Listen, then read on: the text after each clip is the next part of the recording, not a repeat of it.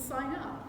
It's quite small, so hopefully you can see enough. You don't really need to worry too much about the words, but hopefully, I mean, if you do want to obviously move further forward or anything, please do, but hopefully that will all be okay. Okay, so a little bit about the trek. This is going to be a bespoke trip, so everybody, it's just for you guys basically. It's just for St Richard's Hospice. You won't be joining in with people from any other charity. It will be a closed group, everybody fundraising and trekking with the same common goal.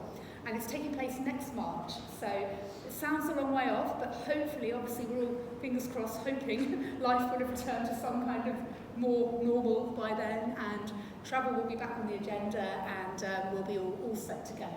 The dates are from Wednesday the 22nd to Monday the 27th of March. You should have all of the information in the little booklet there as well. I'm just going to sort of take you through what to expect. First of all, I'm just going to deal with this to get it out of the way, but we can't really talk about any kind of travel or event now without touching on COVID. Just really to reassure you that in the hopefully unlikely event that it is still going on next year, and for any reason, if the trip can't take place because, you know, travel restrictions either into the UK or into Morocco don't allow us to go, then the trip would get cancelled, you'd all get your money back, you're not going to be financially out of pocket at all. We just want to make sure that you're sort of confident, as it were, that if we need, obviously the first call would be to possibly change the dates if we could, but then if you can't make the new dates, you would get your money back. And if we needed to cancel the trip altogether, obviously, you would be, you're secure, as it were, and that your money is going to be safe. So yeah, I mean, at the moment, there's not really much point talking about the situation at the moment because it's changing from day to day. Morocco aren't currently allowing tourists in. They've got a current ban, not just from the UK, but they're not allowing tourists from anywhere until the end of this month. We've got some trips hoping to go in March, April this year, so we're all keeping our fingers crossed that they do open up as planned. But obviously we've got well over a year until you're going to be going. We're all also still kind of learning and evolving with what the rules are around COVID and vaccinations and everything. There is a possibility that Morocco might say you need to be vaccinated to enter their country. Obviously, if that's the case, it will be up to you to fulfil that criteria, or obviously to choose not to, but then you would lose your place on the trip if you can't fulfil their requirements. Just to put it out there, we don't yet know what the situation will be. We as a company don't have a policy that says you have to be vaccinated. However, if the country enforces it, it's out of our hands. So that's kind of where we're at with that. Okay, so onto the more interesting bit now. So in total, you'll be trekking over, so we're always a bit vague on distances, but it's going to be roughly 50 kilometres. Might not sound a huge amount to some of you, but when you look at the terrain you're going to be on and the heat you're going to be on, it actually is quite a challenge. You do get a little bit of time to enjoy Marrakesh, which is a nice thing on this trip. Once you've done your fundraising, everything's included. So that's your flights, all your meals, all your accommodation, your local guides, all the transport. So basically, there's nothing else to worry about, you know, once you've done your fundraising. So just a little bit of general perspective here. We're trekking the Sahara in Morocco, which, as you can see, is far over on the left of this map. Sahara is actually the Arabic word for desert, so when we say Sahara Desert, we're actually saying desert, which is a bit odd, but that's just to give you a clue. It's the largest dry desert on the planet. It literally covers all of that area of North Africa. Third largest desert overall, because actually the Antarctica and Arctic technically count as deserts in terms of their lack of rain, but it is the largest dry, hot desert. And I think the next slide gives you a little bit more of an idea. So I don't know how well you can see this from a distance, but that top left shows you like literally the whole area of North Africa that it covers. Moving across to the right, you can see Morocco there, and that little red star in the bottom corner is the part of Morocco where we're going to be trekking. We zoom in a little bit closer on the bottom left. You've got Marrakesh there at the top. We cross the high Atlas Mountains and the low Atlas Mountains to get to the area where we're going to be trekking. And then that last one on the bottom right is a satellite image of the area where we'll be trekking. So from a height, it obviously looks fairly kind of, well, it is pretty barren, but it is no way featureless. You'll see from the photos, it is actually stunning scenery. It's one of those treks where you can't take a bad photo. The scenery, the landscape is absolutely spectacular. So a little bit about the itinerary first of all. So we depart on a flight to Marrakesh. We said London. Obviously, when we come to book the flights, which isn't going to be yet, it'll be further on this year, we will look to see what local options might fit better, and if it's possible, we'll try and book some kind of local option, but if not, it will be over to London, but we'll sort of discuss that with Sophia and make the best decision for you as a group. So we'll fly to Marrakesh. It's around about a 4-hour flight, and then depending on the time of that flight, we will either stay that first night in Marrakesh, or what we like to do is have a really early start, which is a bit of a pain when you're getting up in the morning, but it does mean we get there in time to do part of that journey the first day, which is really nice because you feel like you're kind of heading off and really sort of getting started. And if we do get halfway tonight, we actually stay in a town called Ouarzazate, which is between the high and the low Atlas Mountains. That is about a 4 to 5 hour drive, so you know it does very much depend on what time the flight lands as to whether we can get started that day or not. Some of these photos of the mountains that we pass on the way, so you can see quite, although it's a long journey, it is absolutely spectacular, and it's definitely not boring. So the second day then, we either do the whole journey down to the desert, or if we've been lucky enough to actually do half of it that first day, we just do the second half, which means obviously we get started on the trek a little bit earlier in that day, sort of immediately after lunch rather than later in the afternoon. So we say that first day we'll trek between 5 and 10 kilometres, very much depending on what time we actually get there and are able to get going. So if we are doing the whole journey that day, we obviously make plenty of stops, we stop for lunch, and then either way, when we get to the desert, that's where we meet the whole trekking team. So the main guide will be with us all the way from Marrakesh, the main Berber guide, and then his local team, which will be the camels, the people looking after the camels, the cooks, the assistant guides, they will join us there, and you'll get to know them as we set off into that desert for the first night in the desert. So in total, I've just realised that's actually wrong on this trip. I always notice this when I start talking. You don't spend 4 nights in hotels on this trip. It's a slightly shorter version. We just spend 2 nights in hotels on this trip. Some of the others, we actually go back and do a community project in Marrakesh, but we're just doing the trek on this one. So it's 3 nights camping when you're out in the desert, and then 2 nights, the first night and the last night in the hotels. The tents, and really comfortable actually, good quality sleeping mats are provided. So all you need to bring is a sleeping bag and potentially a sleeping bag liner. Everything else is provided.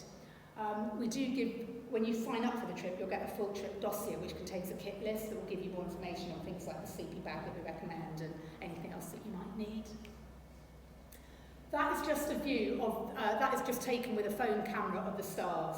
The stars are one of the most amazing parts of this trek, and people do like to take advantage to actually, rather than sleep in your tent, just sleep out looking at the stars one night. It's well worth doing. It's absolutely stunning because there's just no light pollution. You can just see the Milky Way, all these amazing shooting stars, everything. It's really spectacular and worth doing. This photo gives you a little bit of an idea of how we typically set up camp. There's no campsites in the desert. It's very much find a spot. The guys obviously know where there are some good spots that they tend to use. These blue tents are our tents which you guys will be sleeping in. They're technically 3-man tents, but we only put 2 people in them, so you've kind of got nice space for you and your luggage in between the other person that you're sharing with. You've got a big tent in the back. There's a couple of those which are the cooking tents and the mess tents. So depending on the temperature, if it's quite chilly in the evening, we might sit inside to eat, inside that big tent. If it's warmer, we tend to sit outside. Over the far corner on the left, you'll see a little white tent. That's the toilet tent, very important. There's obviously no running water, there's no facilities, so that toilet tent literally just covers a hole that they'll have dug in the sand where you do your business, cover it up with more sand, take plenty of antibacterial hand gel, which of course we all take everywhere now anyway, and that's it. You've got a friendly camel roaming around. They just tend to wander around camp in the evening once their bags are all unpacked. But yeah, you can get an idea for how sort of stunning the setting is where we set up camp. Talk about food a little bit, because it's always one of our favourite subjects. The food that they prepare for you on the trek is absolutely fantastic, to the extent that people are normally disappointed when they get back to Marrakesh and say it's not anywhere near as good as what they were given on the trek. They create these incredible concoctions and they serve it really, really beautifully. Well, you can see from the photos here. So the meals are all kind of healthy and filling, and there'll be things like tagines and couscous and vegetables. It's, if you've got any dietary requirements, there is a thing on the booking form for you to fill in, absolutely no problem for vegetarians and vegans on this trip. They're really, really well equipped at dealing with that. Any other dietary requirements, as long as we know pretty much they're able to deal with it. All the water, we're very careful about health and hygiene, so they take great care that they only use sort of bottled or filtered boiled water when they're preparing vegetables and fruit and things like that. You will be provided with bottled water for drinking as well. You need to bring your own water carrier, but you'll be able to top that up as you go along for the trek itself. Just a few more photos of food here. You've got sort of a big tagine there in the middle of the tent where they're sitting and eating. This is always spectacular. One night they'll show you how the Berbers traditionally cook their bread in the sand. So they'll sort of light a fire, and then once the fire's died down and you've heated all the embers, they put this flatbread in, and then in the bottom centre there you can see the end result. And that obviously tastes absolutely delicious after a hard day's trekking when you see that and they literally make it fresh for you. Bottom left there, that's probably either lunch or breakfast, where people tend to sit outside for that meal. Say in the evenings it tends to get a bit colder, so we're more likely to be undercover. But the meals are quite a highlight, I think, for most people. Not such a highlight, toilet facilities, but just to sort of talk about it again, we've already talked about the facilities at camp. So in addition to hand gel, people probably should bring their own toilet paper, and also bags. So if you need to go during the trek, obviously when you're trekking from A to B to C during the day, there actually are a lot of features in the desert that you've always got somewhere you can find a little bit of privacy. There'll be a tree or a rock or what have you. But obviously we have a policy of don't leave anything behind, so you take a little dog poo bag or a nappy bag to put any toilet roll in, take it with you to camp, and then at camp there will be somewhere to dispose of it. There's obviously no running water, so as I said, hand sanitizer is essential. A little bit about the animals that you might see. The camels are with us throughout. They're basically our porters. I say they're with us throughout. They don't always walk exactly the same route that we do, because sometimes what the best route is for a human is not the best route for a camel. But we have them at camp every night. They'll join us again for lunch, and then they might go a slightly different way to get to camp again in the evening. But yeah, they're good fun, and they're kind of become a good part of the team. You don't actually see a lot of other creatures, which is either a good thing or a bad thing, depending on your point of view. Some people do like to see all of these creepy crawlies, other people don't. There are things out in the desert, but they've got a whole of that desert to be in, and they don't come where we are, basically. They can feel us and hear us, and in the morning when you set off from camp, you might see sort of a sign of where there's been sort of a lizard or a snake, but you don't see them in camp because they just don't come where the human beings are. So it's very unlikely you'll actually see anything like spiders or snakes or scorpions, which most people think is a good thing, but I know some people might be disappointed, but we don't tend to see them. This photo just gives a very brief insight into the daily routine to expect. So you've got the top photo on the left there, where you literally wake up in the morning, open your tent zip, and have this amazing view in front of you. The second photo is mint tea. Some of you might have had a mint tea while you were waiting tonight, but you will get fed mint tea after mint tea after mint tea when you're out in Morocco. And it's fantastic because it is really hydrating, it's really sweet, and the first time you try it, it might be a bit, ooh, but actually it's what you need. It really fuels your body and gives you that energy you need when you're dehydrated and you're tired after a hard day of trekking. So there'll be lots of mint tea. We then get up, have breakfast. They tend to dismantle the tents and everything. You've got a lot of help here. You don't have to do everything yourself, but you pack up your bag, and then the camp crew would be sort of dismantling camp while we sit and have breakfast. And then we set off. Tend to do a big chunk of the walk, probably 2/3 of the day's walking in the morning, to set off early before the heat of the day, get it underway.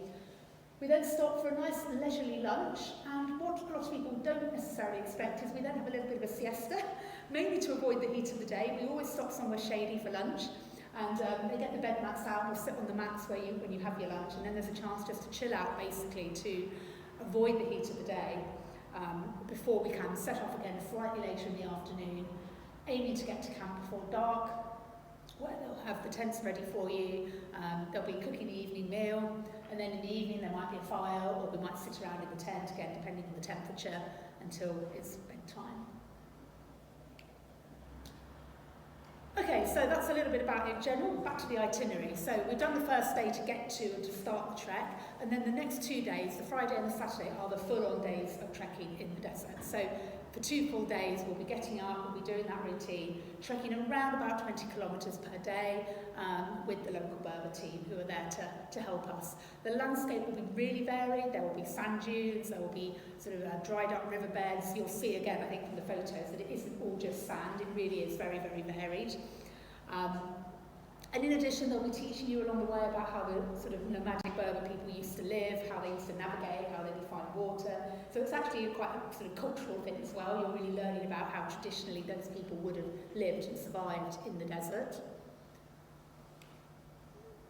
Here's a few photos just to give you that idea actually of the different terrain. So there are dune fields, and the sand dunes are fantastic. They're great fun to kind of go up and then sort of almost toboggan down on your bum. But once you've done a couple, it's quite hard work, and people tend to just walk around them rather than go up and over them. But they're good fun to begin with. A lot of it is this parched, cracked ground, or that stony, hard ground. It is possible there could even be the odd river crossing. Yes, so there is water in the desert, particularly because, as you've seen from the scale of it, we are actually right on the edge of the desert. Even though you feel like you're in the middle of it, we are actually on the edge. And we're not that far from where there are little communities that have developed irrigation channels so they can do their farming and what have you. So it is possible there could be a little bit of water to cross. Very much depends what rain there's been, because obviously going in March it's just after winter, so the rain that they do have in the year does tend to fall in sort of like January, February time. And then the final day of trekking, we head back to Marrakesh. So it's just a very short walk, again, no more than about 5 kilometres that last morning to get back to the edge of the road, so this little town, which is where the vehicles will be. We'll say goodbye to the camels, we'll say goodbye to the trekking team, and we rejoin the vehicles to head back to Marrakesh. Now, we do always do that journey back to Marrakesh in one day. Obviously, we try and do the journey down, as we mentioned, spread over 2. So it's a long day back, long drive back, but to be honest, people do tend to sleep. You've obviously had three full days of trekking, everyone's kind of tired and exhausted. We have plenty of stops. We stop for a nice lunch. What we normally do is, if we've stopped at that hotel in the town, Ouazzazate on the way down, we stop at that same hotel for lunch on the way back, so that you can actually recollect all your luggage, not anything that you haven't needed on the trek, you leave at the hotel. And then we get back to Marrakesh later on, sort of early evening, ready to go out for dinner that night. And then the following day, it's time to head home. Now again, depending on the flight availability, what we like to do where possible is, if there's an option to book a later flight, it gives you time to actually enjoy a bit of Marrakesh, because it's an amazing city. Gives you a chance to sort of just have a little wander, do some shopping, or see the sights before we head home. There are always options on this trip to extend your stay. So if you haven't had enough and you actually think, well, actually, no, while I'm there, why not spend a couple of extra nights in Marrakesh? Should be an option when you book. Just let us know, and then we can look into the flights and chat about the options with you when we come to book the flights. But I would recommend doing that. If you've got the time, and you haven't been before, it's really worth doing, because once you're there, why not stay on and enjoy it? It is a fascinating place. Okay, so that's the itinerary in a nutshell. I'm just going to run through a few of the questions that we generally get asked. Communications, so bizarrely, there actually does tend to be a fair bit of phone signal when you're out in the desert. There is, obviously, we recommend having data roaming and all of that switched off, because that would probably cost a fortune. There is Wi-Fi in the hotels, so certainly when you're in Marrakesh at the start and the end, Wi-Fi is an option. But you can actually pick up a signal, should you wish to, whilst you're out in the desert quite a lot of the time.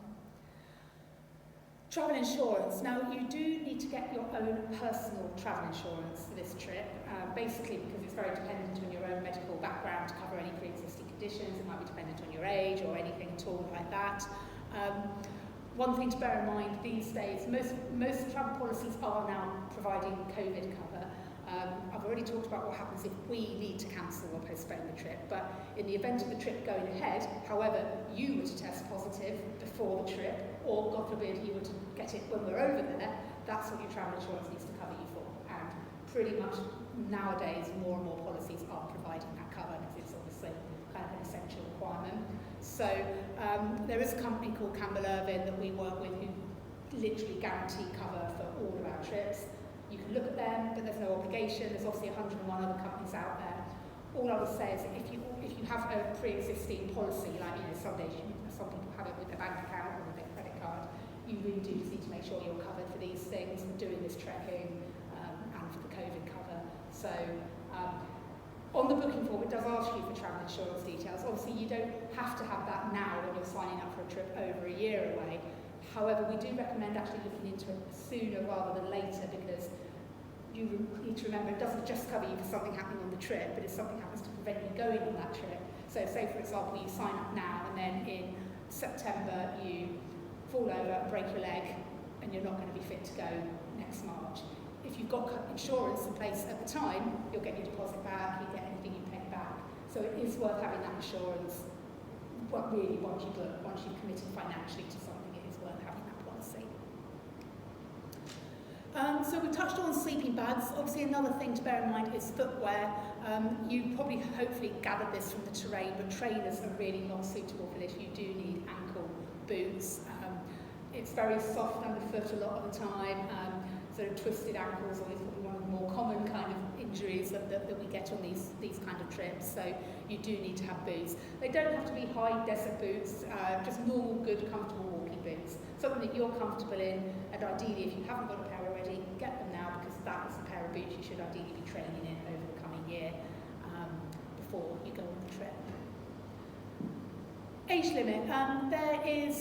We have a minimum age limit on all of our trips for 18 if you're travelling unaccompanied, but we do accept 16 and 17-year-olds if they're with a parent or a guardian.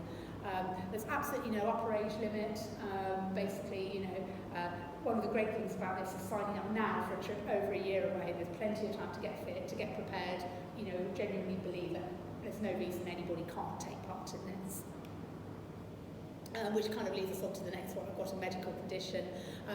We're not medical experts. We do have to obviously refer you back to your GP for anything like this. There is a medical form that is part of the booking form, and you must let us know, basically, if there are any medical conditions, just so that our team know and can take any necessary action should we need to. But we're not going to stop anybody from going on the trip. It's down to you, as long as we know anything relevant. And how challenging is it? So it's really, really tricky, because obviously everybody's got different ideas, different opinions on what makes something challenging. We grade this moderately challenging. Now, in the grand scheme of things, our sort of the top end of the scale are things like Kilimanjaro, Base Camp Everest. They're our extreme trips. And they're extreme because they're at high altitude, they're extreme weather conditions, they're long. You might be on Everest Base Camp, you're trekking for 12 days. That's kind of all the things that make it extreme. We then go down a level to challenging, which I know one person's done Nepal. I don't know if any of the others did a Nepal trek a couple of years ago, but that was challenging. Again, higher altitude, 5 or 6 days of trekking, so that's kind of what made that one that level. This one is slightly lower, moderately challenging. It is still a challenge, but as I said, it's very achievable. I think really for anybody with a little bit of practice, a little bit of getting into shape. Things to bear in mind: you're carrying your own day pack each day. So, as we've explained, the camels carry your overnight luggage, so they're carrying your clothes, your sleeping bag, what have you. But you do need to be responsible for carrying anything that you need access to during the day, and that does tend to weigh sort of 6-7 kilos or so once you've got everything in it, like 2 or 3 litres of water, sun cream, camera, sun hat, sunglasses, spare pair of socks, whatever you might want with you. It all adds up, your personal first aid kit. So it's quite important as well that you sort of start wearing a backpack to start carrying that weight as you go out there and do your training.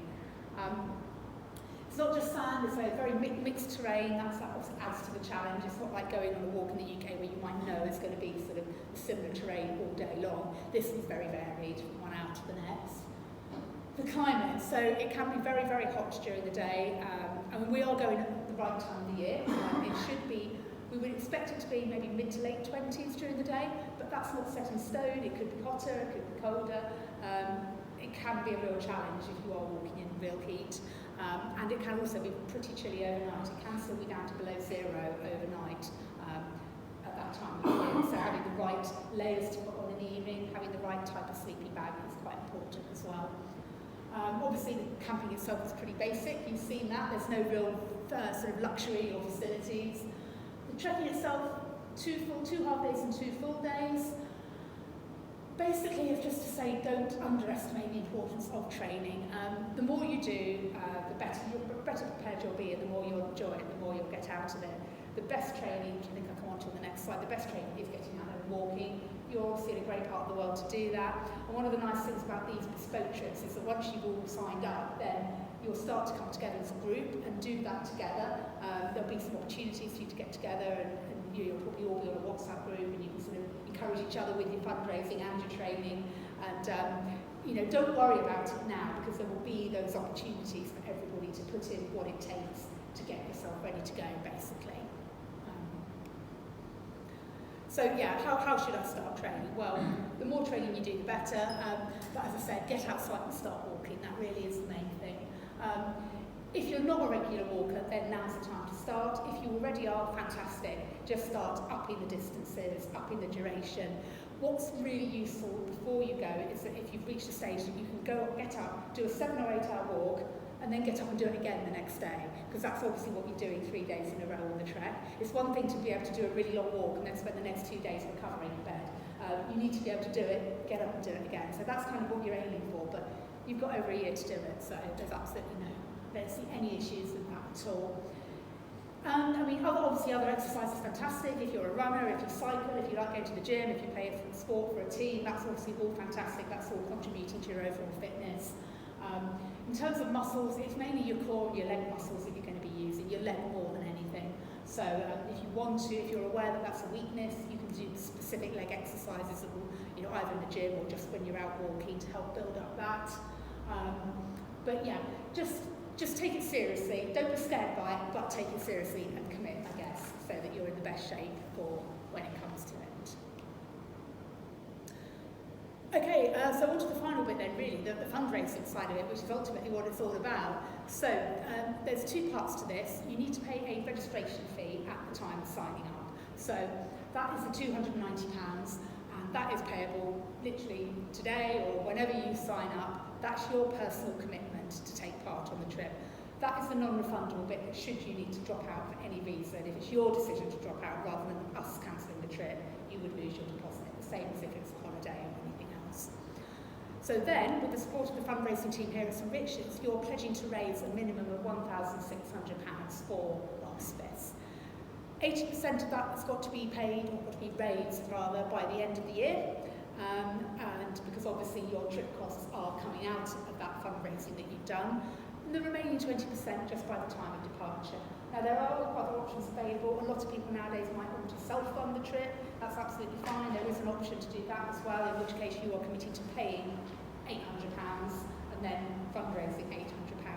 You can do any kind of combination you want. If you just want to contribute a chunk yourself, that's fantastic. It's very much up to you how you end up raising that figure, but that figure of 1,600 ensures that at least half of the money raised is staying with the charity. It's not exactly high, it might be more than that, depending on how many people go. If everybody here signed up tonight, it would be a much higher percentage because the actual trip costs go down the more people that do the trip. So, but that's a sort of a minimum amount for the charity. How do I sign up? It's not that clear, the link there, but hopefully you've got it on the documentation there. There's a page on our website which takes you through to because we've got like a secure online booking system where, as I mentioned before, you enter all your details and you pay your deposit. If you haven't got all the details now, for example, if you know you're going to need a new passport between now and March, that's fine, don't let it stop you. You can just leave that bit blank and you can go in and add that at any point down the line. As long as you've got your name and your contact details, that's all you really need initially to sign up.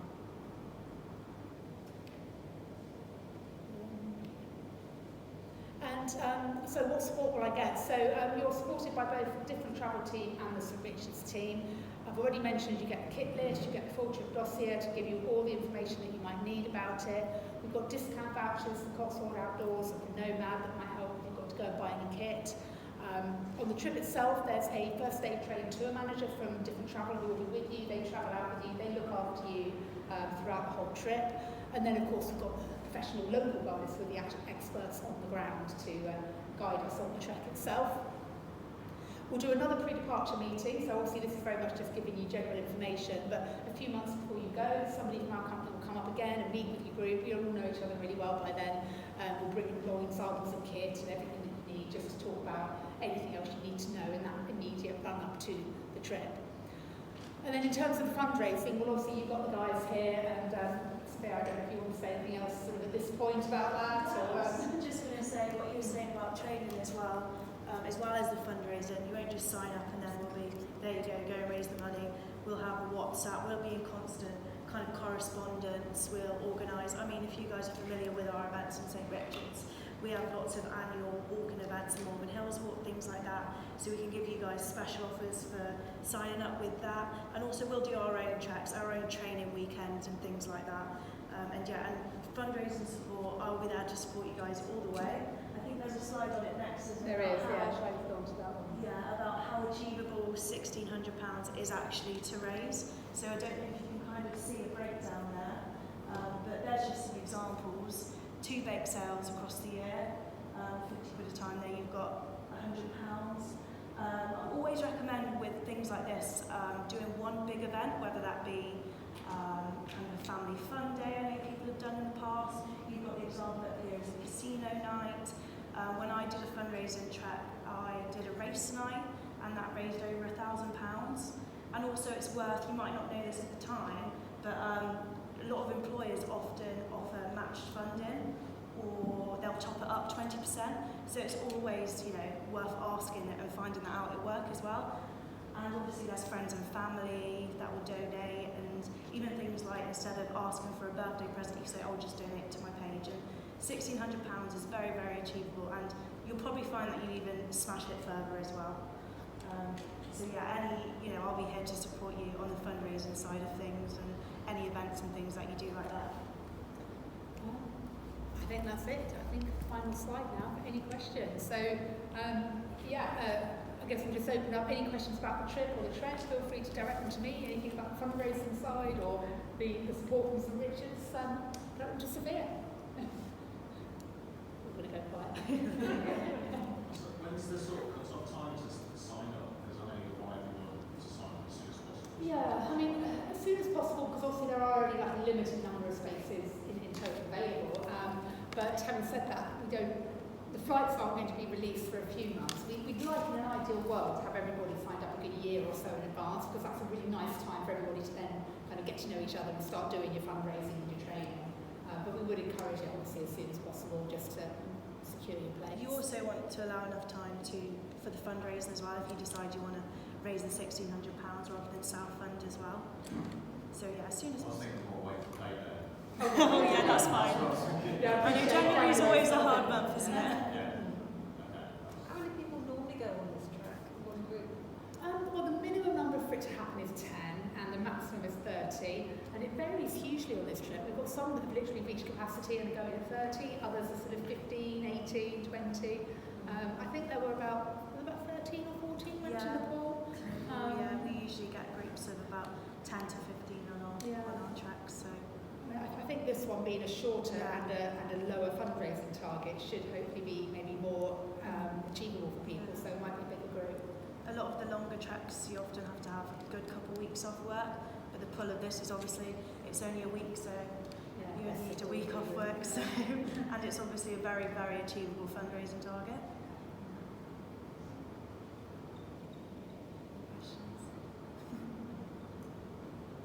It would certainly be advantageous to myself, and I suspect that everybody here could fly from Birmingham or the East Midlands or something like that rather than having to go to London.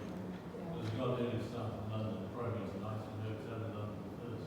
Yeah, we will most It's quite a lot of expense before you can hold the ground. We'll certainly look into, as soon as we're at the point basically where we've got enough people signed up to confirm, you know, it's definitely happening and the flights are released. The only thing I will say is that we cannot use as a company Ryanair. Basically, because they still owe us thousands of pounds for the last 2 years, they won't give it back. So we cannot use Ryanair. So if that's the only option, unfortunately, we can't go with it. But if there is another option, we will certainly aim to do that. And on that note as well, if we do fly from London, we'll probably look at going down together and getting a coach, because that's what we've done in the past, so we can travel down together. Or Bristol? Or Bristol. Yeah, we'll Yeah, look at those Bristol options. might Like, work, absolutely. yeah, like Sarah said, once we know how many people we've got and the flights are arranged and things like that, then we'll definitely we'll look have at. a dialogue Yeah, and work out. exactly. Yeah. Yes.